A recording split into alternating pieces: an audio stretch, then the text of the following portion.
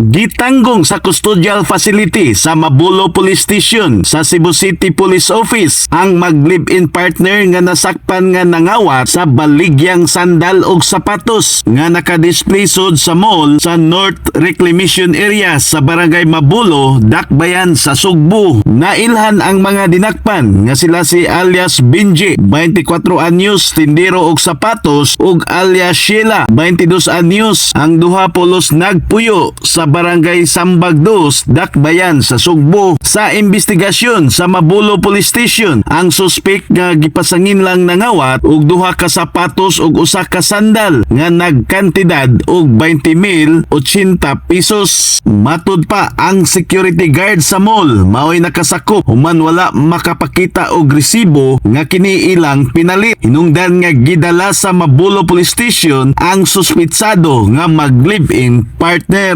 Giandam na karon sa Mabulo Police Station ang tukmang kaso batok sa dinakpan.